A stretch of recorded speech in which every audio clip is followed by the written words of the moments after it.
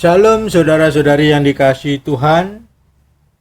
Firman Tuhan pada saat ini berjudul Israel, berkat dan kebodohannya. Israel, its blessings and stupidity. Saudara yang dikasihi Tuhan, kita akan belajar dari satu bangsa umat pilihan, yaitu Israel. Bangsa Israel mendapat begitu banyak berkat dari Allah. Namun juga bangsa Israel adalah bangsa yang sangat bodoh. Mereka bukan menjadi bangsa yang lebih pintar dalam hal rohani, melainkan menampakkan kebodoh-kebodohannya. Dan ini diungkapkan di dalam seluruh Alkitab. Bahkan di Perjanjian Baru, Rasul Paulus menyatakannya dengan jelas. Bangsa itu bangsa yang bodoh. Mereka menerima berkat-berkat Tuhan begitu banyak, namun mereka berlaku sebaliknya, berlaku kebodohan-kebodohan, berbuat kebodohan-kebodohan di dalam sejarah mereka. Mari kita akan menyelidikinya lebih dalam. Kebodohan Israel yaitu menolak Allah. Diambil dari Kisah Rasul pasal 13 ayat 46 sampai 47. Demikian firman Tuhan. Tetapi dengan berani Paulus dan Barnabas berkata, "Memang kepada kamulah," tanda kurung Israel, "firman Allah harus diberitakan lebih dulu. Tetapi kamu menolaknya dan menganggap dirimu tidak layak untuk memperoleh hidup yang kekal. Karena itu kami berpaling kepada bangsa-bangsa lain, membawa keselamatan sampai ke ujung bumi." Dalam terjemahan bahasa Inggris, Israel's stupidity, rejecting God. Then Paul and Barnabas waxed bold and said, "It was necessary that the word of God should first have been spoken to you. But seeing you put it from you, and judge yourself unworthy of everlasting life, see, we turn to the Gentiles, to be the light of the Gentile, salvation to the ends of the earth." Yang Paulus nyatakan di kota Antiokhia di Pisidia. Nah, saudara yang dikasihi Tuhan, ini Rasul Paulus dan Barnabas tegaskan kepada orang-orang Yahudi di kota Antiokhia, tapi di wilayah Pisidia, bukan Antiokhia yang ada di Syria. Nah, di sini saudara yang dikasihi Tuhan. Jadi ada dua kota Antiokhia. Di kota Antiokhia pertama, yaitu di Syria, disitulah awal mula jemaat Kristen, murid-murid Yesus disebut Kristen. Disitulah menjadi pusat misi pertama pengutusan Rasul Paulus dan Barnabas, Antiokhia di Syria. Kalau kita melihat peta Israel, maka itu di atasnya Israel sedikit, di utaranya. Kalau di peta itu di atasnya, atau di utaranya Israel sedikit, di Syria. Nah, setelah itu Paulus mengadakan perjalanan masuk ke Asia Kecil. Di sana ada satu wilayah namanya Pisidia. Nah, di situ ada kota juga namanya Antiokhia yang di Pisidia. Di sana ada orang-orang Yahudi yang menjadi sasaran utama penginjilan Rasul Paulus dan Barnabas. Nah, kepada mereka itulah nats ini disampaikan. Tentu Rasul Paulus bukan hanya berbicara tentang ini, dia sudah berbicara panjang lebar, menyinggung perjanjian lama yang sudah mereka kenal, sampai mereka mengarahkan kepada Sang Kristus, Sang Mesias yang mereka tunggu. Nah, dari rangkaian pembicaraan khotbah Rasul Paulus dan penginjilan Rasul Paulus itu, Rasul Paulus menyinggung kepada orang-orang Yahudi yang begitu bodoh. Mereka menolak firman Tuhan. Bagaimana umat pilihan Tuhan menolak firman Tuhan? Bukankah ini naif? Ini kan sama seperti orang Kristen, murid Yesus menolak firman-Nya Yesus. Orang Kristen menolak Alkitab, ya sama. Jadi ini kasus yang sama. Umat Tuhan, anak-anak Tuhan menolak firman Tuhan. Kita bisa berlaku sama dengan orang Yahudi ini. Nah, sebelum kita menggali lebih dalam, mari kita melihat berkat-berkatnya dulu. Apa saja berkat yang Tuhan limpahkan kepada orang Israel? Apakah di sana kurang bukti, kurang tanda, kurang mujizat, kurang berkat sehingga Israel menolak firman Tuhan? Mari kita akan melihat supaya kita lebih mengerti makna kedalaman daripada sabda Tuhan ini.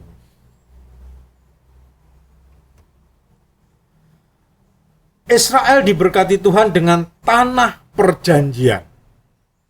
Saudara yang dikasihi Tuhan, kita ingat ke zaman Musa, Yosua, di mana mereka keluar daripada Mesir menuju tanah Kanaan, tanah perjanjian. Tanah yang dijanjikan Allah kepada Abraham untuk keturunannya. Dan itu digenapi pada zaman Yosua ketika menaklukkan tanah Kanaan. Dan tanah itu dibagi-bagi di sana dengan 12 suku Israel. Ada Simeon, ada Yehuda, ada Dan, ada Benyamin, ada Efraim, ada Ruben, ada Gad, ada Manase, Isakar, Sebulon, ada Aser, Naptali. Itu semua berkat Tuhan. Satu-satunya bangsa di dunia ini yang tanahnya diberikan langsung oleh Tuhan kepada mereka. Tuhan pilihkan tempat itu. Tuhan janjikan tempat itu. Di tanah perjanjian, tanah Kanaan itu. Walaupun pada waktu mereka keluar daripada Mesir, sudah banyak suku bangsa yang tinggal di situ, Tuhan memberikan kemenangan-kemenangan. Tuhan berperang kepada mereka, sehingga mereka bisa masuk, bisa menduduki tanah itu sebagaimana janji Tuhan. Itu berkat yang luar biasa. Bangsa-bangsa lain untuk tanah airnya mereka berebut. Mereka berperang melawan penjajah. Mereka berperang melawan pendudukan bangsa-bangsa lainnya untuk memperoleh tanah air, untuk memperoleh wilayah mereka. Namun Israel diberikan oleh Tuhan secara khusus. Bahkan ketika ada penduduk-penduduk yang sudah menduduki tanah Kanaan, Tuhan pun mengalahkan mereka supaya orang Israel bisa menduduki tanah itu. Hidup di sana turun-temurun sampai akhir zaman. Luar biasa bukan? Berkat itu tidak ada satu bangsa pun di dunia yang wilayahnya, yang tanah airnya diberikan oleh Tuhan kecuali Israel. Ini kan berkat yang luar biasa. Itu berkat yang Tuhan limpahkan kepada mereka. Berkat jasmaniah turun-temurun dari Abraham sampai akhir zaman. Mereka akan menempati tanah itu yang sekarang mereka perebutkan dengan Palestina. Kekayaan alamnya mencukupi Israel turun-temurun. Jadi sumber daya alamnya, SDA-nya, tanah pertaniannya, airnya, dan sumber daya alam yang ada di Israel itu menjadi kecukupan, menjadi bukti pemeliharaan Tuhan bahwa mereka tidak akan kekurangan makanan, mereka akan hidup kecukupan di tanah perjanjian itu. Hasil pertaniannya, hasil perikanannya, hasil tambangnya, semuanya Tuhan berikan kepada satu bangsa yang namanya bangsa Israel ini. Luar biasa bukan? Bukankah Alkitab kita, Perjanjian Lama, berbicara khusus, berbicara banyak tentang Israel. Mulai dari Mesir sampai mereka dijajah bangsa Romawi. Yang kita juga melihat di dalam kitab-kitab Injil Perjanjian Baru itu. Nah, itulah berkat-berkat Tuhan kepada mereka. Berkat tanah perjanjian. Berkat yang lainnya, yang dialami, yang diterima oleh orang Israel. Tuhan banyak mengadakan mujizat di hadapan bangsa Israel. Jadi mujizat-mujizat itu dilakukan Tuhan. Baik di perjanjian lama maupun di perjanjian baru. Itu banyak Tuhan lakukan di hadapan bangsa Israel. Misalnya 10 tulah yang kita kenal di Mesir. 10 tulah di Mesir itu bagi bangsa Mesir itu tulah. Tetapi bagi bangsa Israel itu pertolongan. Itu mujizat yang menolong mereka. Ada air menjadi darah, ada katak yang memenuhi Mesir, ada nyamuk yang memenuhi Mesir, lalat pikat, penyakit sampar pada ternak bangsa Mesir, bara, hujan es yang menimpa orang-orang Mesir, belalang yang menghabiskan tanaman-tanaman di Mesir, gelap gulita yang menimpa orang Mesir, kematian anak sulung orang Mesir. Bangsa Mesir menderita karena tulah itu, mujizat itu. Tetapi bangsa Israel tidak. Mereka malah mendapat pertolongan daripada mujizat-mujizat itu. Ini bukti bahwa berkat-berkat Tuhan begitu banyak. Hanya kepada Israel Tuhan menyatakan begitu banyak mujizat ini. Juga kita melihat mujizat-mujizat di perjanjian baru. Mujizat-mujizat yang dilakukan oleh Tuhan Yesus Kristus di hadapan bangsa Israel. Karena Yesus turun menjadi manusia-manusia Israel. Dan dia melayani di sana. Dia mengadakan begitu banyak mujizat yang spektakuler. Begitu banyak mujizat yang luar biasa bagi mereka. Dan mereka menyaksikan bangsa itu pada zaman itu. Mereka menyaksikan bagaimana Tuhan Yesus mengubah air menjadi anggur, menyembuhkan orang buta, menyembuhkan orang tuli, menyembuhkan orang sakit kusta, sakit ayan, menyembuhkan orang dirasuk setan, menyembuhkan, memberi makan 4.000 orang, 5.000 orang, mujizat kebangkitan, mujizat kebangkitan Lazarus, kebangkitan anak janda Nain, kebangkitan anak Yairus, dan kebangkitan Kristus sendiri. Semua mujizat itu dilakukan di wilayah Israel.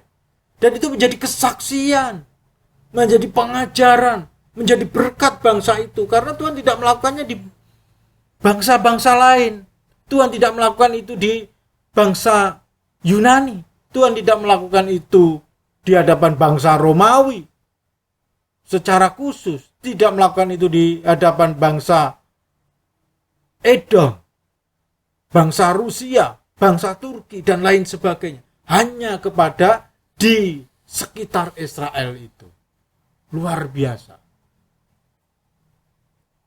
Begitu banyak mujizat-mujizat Yesus lakukan. Saudara bisa membaca di dalam keempat Injil, Matius, Markus, Lukas, dan Yohanes di sana. Banyak mujizat-mujizat yang disaksikan oleh para penulis Alkitab.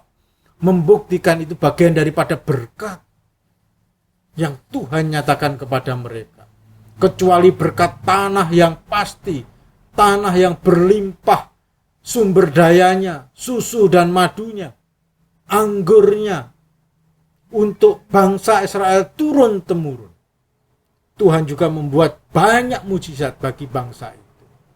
Kita ingat ketika keluar daripada tanah Mesir menuju tanah Kanaan, Tuhan bisa membuat mujizat tiang awan, tiang api, laut teberu terbelah, diturunkan roti atau mana dari surga, didatangkannya burung puyuh untuk mencukupi kebutuhan mereka akan daging. dikeluarkannya air dari batu, dan banyak mujizat-mujizat yang lain yang Tuhan nyatakan kepada mereka. Semuanya itu seharusnya menjadi pengajaran dan pelajaran bagi bangsa Israel. Tapi memang bangsa ini disebut Tuhan di dalam perjanjian lama bangsa yang tegar tengkuk, keras kepala, stubborn born, keras kepala. Sehingga mereka tidak belajar dari sejarah itu, tidak belajar daripada kehidupan nenek moyang itu. Begitu luar biasa mereka mengalahkan kota Yeriko ketika memasuki tanah Kanaan, dipimpin oleh Musa. Tanpa mereka berperang, hanya mengelilingi saja, kota itu roboh. Dan pertolongan-pertolongan Tuhan banyak dilimpahkan kepada bangsa ini. Namun bangsa ini bukan menjadi semakin baik, bukan semakin cinta Tuhan, bukan semakin mendekat kepada Tuhan, melainkan semakin jauh.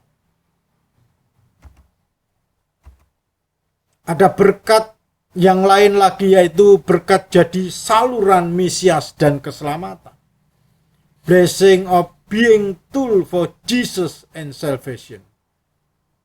Nah, saudara yang dikasihi Tuhan, Yesus sendiri datang. Sebagaimana dinubuatkan, dia datang di dalam menjadi manusia Yahudi. Mesias datang menjadi manusia Yahudi untuk menyelamatkan umat manusia. Jadi dari bangsa Israel inilah nanti keselamatan. Semua kaum di muka bumi akan mendapat berkat dari bangsa Israel sebagai saluran untuk menjadi berkat kepada bangsa lain.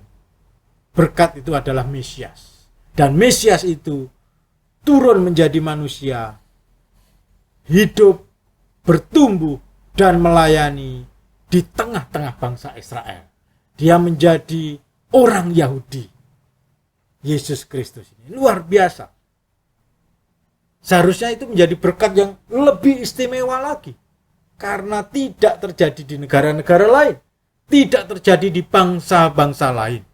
Hanya khusus melalui Israel. Jadi Allah memilih Israel menjadi umatnya untuk diberikan berkat-berkat itu, berkat tanah Kanaan. Berkat di mana Tuhan berkarya di tengah-tengah bangsa itu. Walaupun karya Allah itu menyinggung bangsa-bangsa lain juga. Misalnya dengan Mesir, Babel, Media Persia, Romawi, Yunani, Edom, Elam, dan lain sebagainya. Tetapi yang utama adalah di tengah-tengah bangsa Israel itu. Dan kini Tuhan memakai bangsa Israel menjadi saluran Mesias dan keselamatannya. Mesias datang di antara orang Yahudi, di tengah-tengah bangsa Yahudi, dan melalui berkarya di sana dan melalui Mesias itu, maka Israel akan menjadi alat Tuhan, menjadi berkat bagi bangsa-bangsa lain. Bukankah ini berkat? Menjadi saluran dalam karya keselamatan Tuhan adalah berkat yang luar biasa bagi bangsa itu.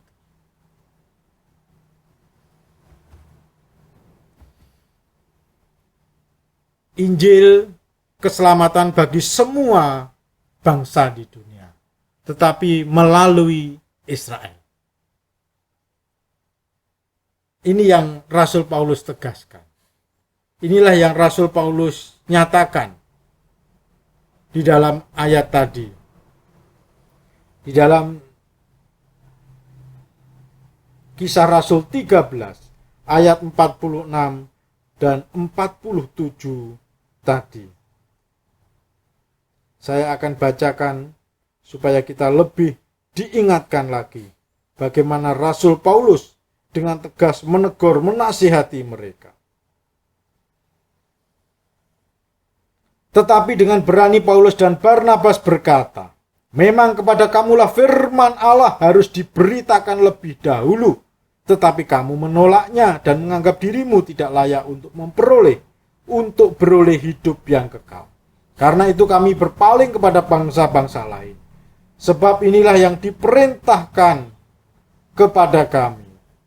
Aku telah menentukan engkau menjadi terang bagi bangsa-bangsa yang tidak mengenal Allah, supaya engkau membawa keselamatan sampai ke ujung bumi. Nah, nampaknya Rasul Paulus mengutip daripada Yesaya 49 ayat 6 yang berbunyi begini. Terlalu sedikit bagimu hanya untuk menjadi hambaku, untuk menegakkan suku-suku Yakub dan untuk mengembalikan orang-orang Israel yang masih terpelihara. Tetapi aku akan membuat engkau menjadi terang bagi bangsa-bangsa, supaya keselamatan yang daripadaku sampai ke ujung bumi. Inilah. Jadi Israel menjadi terang bagi bangsa-bangsa, supaya keselamatan daripada Tuhan diberitakan sampai ke ujung bumi. Jadi Israel ini menjadi alat yang khusus bagi Tuhan untuk menerangi bangsa-bangsa dengan keselamatan daripada Allah itu. Itu berkat rohani, hak istimewa, itu privilege yang tidak dimiliki oleh bangsa-bangsa lain juga. Kecuali tanah perjanjian, itu juga tidak diberikan kepada bangsa-bangsa lain. Karya Allah yang melakukan banyak mukjizat itu juga tidak diberikan kepada bangsa-bangsa lain. Terlebih juga ini privilege, hak istimewa menjadi terang, menjadi saluran keselamatan kepada bangsa-bangsa lain ini hanya dimiliki oleh orang-orang Yahudi, orang-orang Israel. Ya dari mereka keselamatan. Sehingga keselamatan bisa diberitakan sampai ke ujung bumi.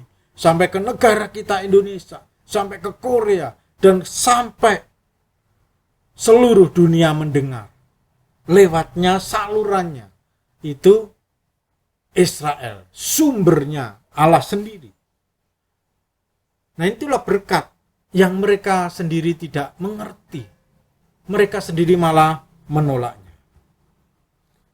Nah sekarang kita akan melihat kebodohan daripada orang Israel itu.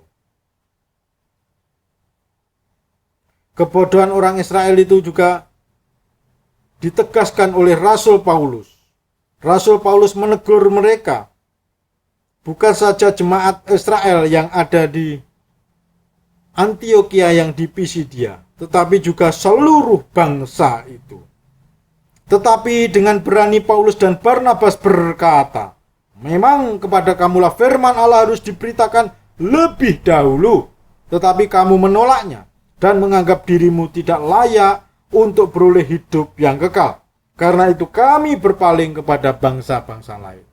Saudara yang dikasihi Tuhan, firman Tuhan diberikan pertama-tama kepada bangsa Israel. Nabi-nabi itu semuanya dari Israel. Abraham sebagai bapak moyang, nenek moyang daripada orang Israel mendapatkan firman. Lalu setelah Abraham, Musa.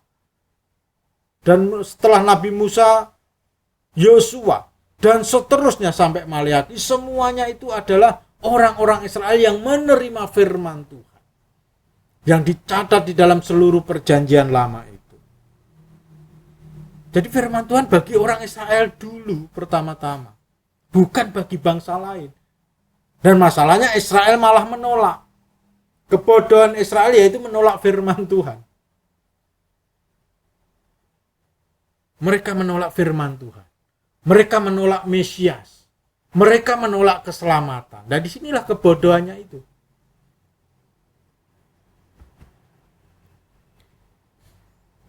Dari Musa sampai Yesus Kristus itu sekitar 1500 tahun. Jadi mereka menerima firman itu dalam rentang waktu yang sedemikian panjang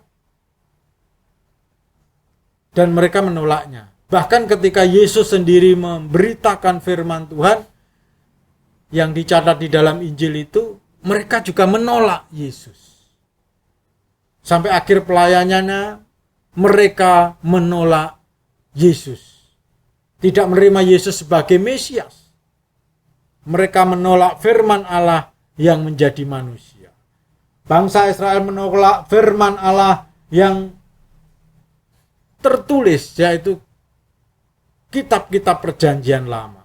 Kitabnya mereka pegang, kitabnya mereka simpan, tetapi isinya, beritanya mereka lupakan. Mereka menolaknya. Mereka juga menolak Yesus Kristus, firman yang menjadi manusia, yang menjadi juru selamat bagi mereka. Jadi mereka bodoh. Itulah kebodohan orang Israel. Berkatnya banyak, berkatnya besar, berkatnya luar biasa. Tapi kebodohannya juga luar biasa karena menolak firman Allah. Menolak firman Allah yang tertulis, yang dijanjikan di dalam perjanjian lama. Menolak firman Allah yang menjadi daging, yang menjadi manusia, yaitu Sang Mesias Yesus Kristus sendiri. Itulah kebodohan-kebodohan. Sekali lagi, kita bisa saja melakukan kebodohan seperti itu. Kita mengaku anak-anak Tuhan, tapi menolak firman Tuhan. Kita mengaku murid-murid Yesus, tapi menolak firman Yesus. Kita mengaku orang-orang Kristen, tapi kita menolak isi kitab Kristen kita. Kitab perjanjian lama dan baru. Bisa saja kita berlaku demikian. Ya, kita punya kitabnya, tetapi isinya tidak kita pelajari. Kita punya kitabnya masing-masing, baik yang tercetak maupun yang terinstal di dalam HP, di dalam smartphone, komputer, tablet, laptop. Tapi kita tidak mempelajarinya lebih dalam. Kita mengesampingkannya. Ibadah-ibadah kita tujuannya bukan untuk memperdalami firman Tuhan dan mentaatinya, tapi ibadah kita adalah lebih kepada kita mencari kesenangan melalui acara-acara ibadah, riuhnya musik, ramainya umat atau jemaat, dan acara-acara yang lain. Kita mencari hiburan di situ. Bukan penghiburan dari Allah, tapi hiburan yang sifatnya jasmania. Bisa saja. Tapi tidak sungguh-sungguh untuk mengerti firman Tuhan. Karena itu Rasul Paulus menegur bahwa mereka menolak firman Tuhan. Itulah kebodohan mereka. Jadi kebodohan yang paling bodoh adalah menolak Tuhan dan firman-Nya. Kebodohan yang mendatangkan kebinasaan kekal adalah menolak Tuhan dan firman-Nya. Hati-hati saudara. Kita bisa saja rajin ibadah, tapi kita tidak semakin mengerti firman Tuhan. Kita bisa saja rajin melayani, tetapi sebenarnya kita tidak lebih mengasihi Tuhan dan firman-Nya. Nah, wong kita seringkali melayani itu untuk menunjukkan apa? Saya bisa. Istilahnya Abraham Maslow itu, kita itu menunjukkan kapasitas diri kita. Jadi kita melayani itu bukan untuk menyenangkan Tuhan, bukan untuk mengerti firman-Nya makin mendalam. Banyak orang ibadah seperti itu. Makanya ibadah Israel itu ditolak oleh Tuhan. Saudara bisa membaca dalam Amos 5 ayat 20 sampai 25 di sana. Tuhan menolak ibadah Israel. Saudara juga bisa melihat itu di dalam video di channel ini. Ibadah Israel yang ditolak. Silakan saudara mau dengarkan di sana. Sudah saya uraikan dengan panjang lebar. Banyak negara-negara Kristen yang diberkati Tuhan, mereka meninggalkan Tuhan. Eropa pemudanya tidak beragama, meninggalkan Tuhan Yesus. Ya, kalau dari mayoritas Kristen, misalnya di Republik Ceko tinggal 91% pemudanya yang mungkin masih aktif. aktif beribadah pun juga masih dipertanyakan. Apakah mencintai Tuhan dan firman-Nya, tidak menolaknya? Estonia, Swedia, Belanda antara 70-80%. Ya, mereka banyak yang meninggalkan Tuhan. Hungaria, Prancis, Belgia, Denmark, Spanyol, Norwegia, dan Finlandia lebih dari 50%. Saudara yang dikasihi Tuhan, mengerikan kondisi yang demikian ini. Ini data lama, tentu yang terbaru bisa saja berubah. Kalau melihat trennya tentu semakin yang cinta Tuhan, yang sungguh-sungguh kepada Tuhan semakin menurun. Bahkan di Korea Selatan pun juga mengalami yang demikian. Orang akan cenderung meninggalkan Tuhan. Walaupun negara-negara di Eropa sudah diberkati oleh Tuhan dengan tidak kekurangan satu apapun. Mereka nomor satu dalam pendidikan, nomor satu dalam teknologi, nomor satu dalam ekonomi, nomor satu dalam prestasi-prestasi dunia, nomor satu di dalam kemajuan-kemajuan yang diimpikan negara-negara lain. Namun berkat-berkat itu justru membuat mereka menolak Tuhan, meninggalkan Tuhan. Nah, ini sungguh mengerikan. Mereka meninggalkan firman Tuhan. Yang mereka kejar hanyalah firman Tuhan yang menjadi ciptaan, yaitu alam semesta ini. Atau wahyu umum yang mereka kejar. Wahyu khusus yaitu firman Tuhan tidak mereka sungguh-sungguh mencarinya. Sungguh mengerikan keadaan yang demikian. Biarlah kita tidak ikut arus itu. Mari kita kembali kepada firman Tuhan. Semakin setia kepada Tuhan.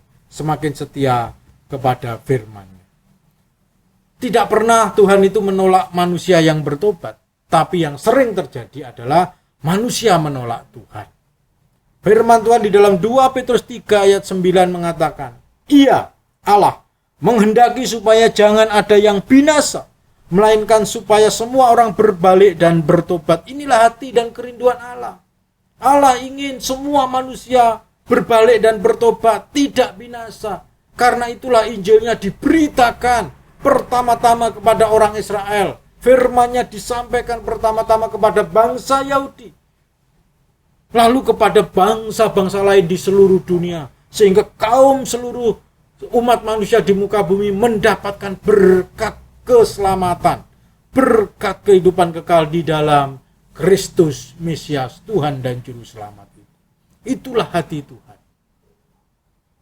Karena itu, saudara-saudari yang dikasihi Tuhan, marilah kita datang kepada Tuhan, kita berbalik dari segala dosa kita.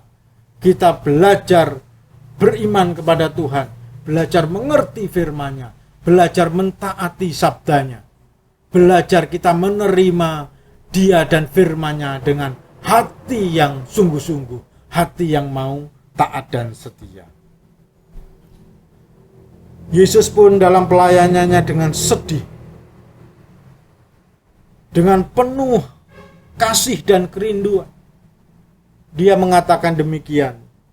Dengan sedih Yesus berkata, Yerusalem, atau dalam artinya Israel, Yerusalem, Israel, engkau yang membunuh nabi-nabi dan yang melempari dengan batu orang-orang yang diutus kepadamu. Berkali-kali aku, maksudnya Allah Tritunggal, rindu mengumpulkan anak-anakmu, sama seperti induk ayah mengumpulkan anak-anaknya di bawah sayapnya, tetapi kamu tidak mau. Jadi siapa yang rindu? Allah rindu mengumpulkan mereka, melindungi, menjagai mereka agar tidak binasa. Tetapi mereka tidak mau. Mereka menolak Allah. Mereka yang diberikan firman Allah, memang mereka menjaga kitabnya, tetapi mereka tidak mentaatinya. Sungguh mengerikan, bukan, orang Israel? Bukankah itu kebodohan? Itulah kebodohan yang paling bodoh. Karena kebodohan itu akan mengakibatkan kebinasaan kekal bagi mereka. Semakin menolak Allah,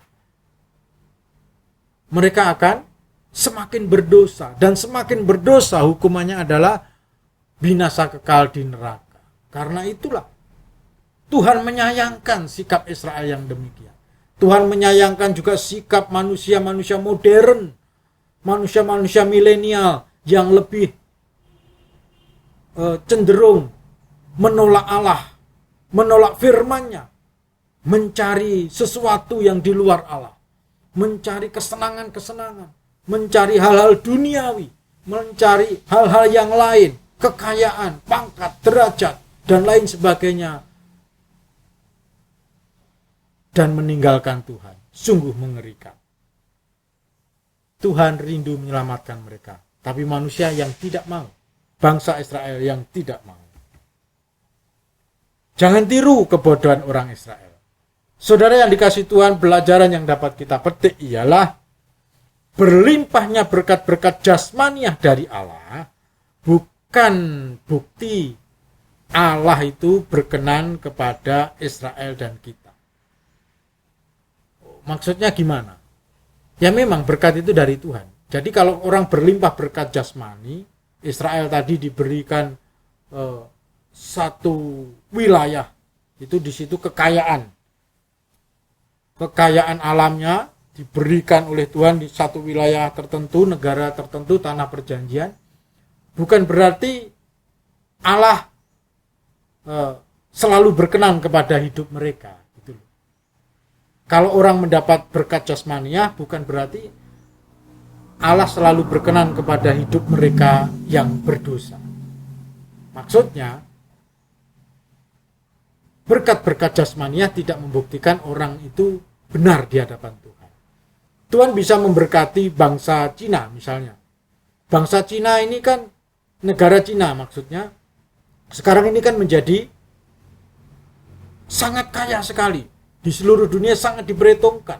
Sampai Amerika was-was. Mereka kan mayoritas komunis. Tidak percaya kepada Tuhan Yesus. Mayoritas. Hanya sedikit yang percaya. Berkat Tuhan diberikan kepada mereka juga. Berkat umum. Yaitu dari wahyu umum. Hal-hal jasmaniah yang diberikan kepada mereka. Apakah berarti Tuhan juga mengakui bahwa mereka orang yang benar, yang berkenan kepada Dia? Tidak. Karena berkat umum itu sifatnya umum. Orang berdosa dan orang benar pun juga diberkati oleh Tuhan. Nah begitu juga. Ketika orang Israel berdosa meninggalkan Tuhan, berkat umumnya tidak ditarik. Tanah perjanjian tidak diminta lagi oleh Tuhan. Kekayaan alamnya tidak ditarik lagi oleh Tuhan. Begitu maksudnya. Sehingga banyaknya berkat jasmania tidak membuktikan bahwa orang itu hidupnya berkenan kepada Tuhan benar. Karena bisa saja Tuhan memberkati orang yang sangat berdosa dengan berkat-berkat jasmaniah itu. Tetapi berkat keselamatan, berkat rohaniah, berkat yang kekal tidak diberikan kepada orang yang terus dalam dosa. Orang yang hidupnya menjadi benar di dalam Kristus. Nah, orang Israel itu tidak ditarik. Status sebagai bangsa pilihan tidak ditarik. Walaupun tetap ditolak nanti akhirnya oleh Tuhan. Berkat tanah perjanjian tidak diambil oleh Tuhan. Tetap mereka bisa menempati itu, tanah itu dari turun-temurun sampai akhir zaman. Sekarang kita lihat contoh lagi berkat-berkat Salomo. Walaupun hidupnya semakin meninggalkan Tuhan, hidup Salomo. Saudara bisa mendengar kisah Salomo ini di dalam video di channel ini yang berjudul Agar Sukses, Belajarlah dari Salomo. Nah, Salomo diberi apa oleh Tuhan? Pangkat yang tinggi sebagai raja. Itu tidak ditarik sampai Salomo hidup sampai meninggalnya Salomo.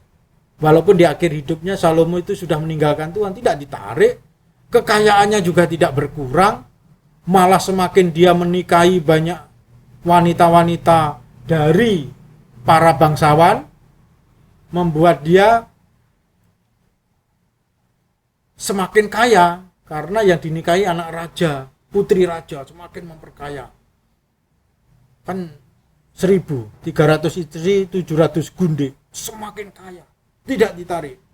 penghormatan sebagai raja yang negaranya makmur, raja yang bijaksana, ada yang pintar dan lain sebagainya, itu tetap Salomo mendapat walaupun dia meninggalkan Tuhan. Hikmat kepandaian juga tetap diberikan oleh Tuhan walaupun orangnya meninggalkan Tuhan. Semua kesenangan duniawi yang dinikmati oleh Salomo karena dia kaya, dia terhormat, dia dihormati oleh bangsanya dan bangsa-bangsa lain, sehingga dia bisa menikmati kesenangan-kesenangan duniawi sesuai ambisinya, tidak ditarik oleh Tuhan. Yaitu berkatnya tetap, berkat-berkat jasmaninya tetap. Negaranya yang makmur pada zaman dia juga tidak dijadikan miskin walaupun Salomonya akhirnya meninggalkan Tuhan. Nah, setelah Raja Salomo lah negara itu berpecah menjadi dua. Kerajaan Israel utara dan selatan, Yerobeam sama Rehabeam, anak Salomo. Tapi pada zaman Salomo tidak kekurangan berkat-berkat ini walaupun dia meninggalkan Tuhan sampai matinya. Nah, artinya berkat jasmani bisa saja melimpah kepada orang itu, tetapi Tuhan tidak berkenan dengan kehidupan orang itu. Jadi tanda Tuhan berkenan bukan berarti dia kaya, itu yang penting. Bukan berarti dia mendapatkan banyak berkat jasmani, berarti Tuhan berkenan. Itu salah berpikir. Karena di perjanjian baru kita akan melihat Yesus berkenan kepada Allah Bapa tapi miskin. Paulus begitu luar biasa melayani, berkenan kepada Allah, miskin, dan para rasul juga demikian.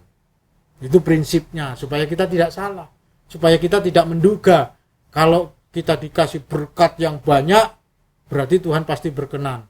Entah hidupku tidak benar, yang penting berkatnya banyak berarti Tuhan berkenan. Nah, itu salah. Justru karena Tuhan berkenan, Tuhan ingin hidup kita semakin dekat dengan Dia, walaupun belum pasti berkatnya itu secara jasmani menjadi kaya atau melimpah ruah dibanding orang lain kalau kita berkenan kepada Tuhan. Jadi kekayaan, kelimpahan berkat jasmani bukanlah ukuran seseorang berkenan kepada Tuhan atau tidak. Yang kaya kalau dia betul-betul sungguh-sungguh kepada Tuhan, dia bisa berkenan kepada Tuhan. Yang miskin kalau dia sungguh-sungguh kepada Tuhan, maka dia juga bisa berkenan kepada Tuhan.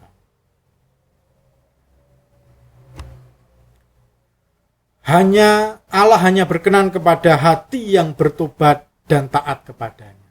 Allah itu hanya berkenan kepada hati yang bertobat dan taat kepadanya. Amin. Silakan subscribe, like, komen, dan share. Tuhan Yesus memberkati kita semua.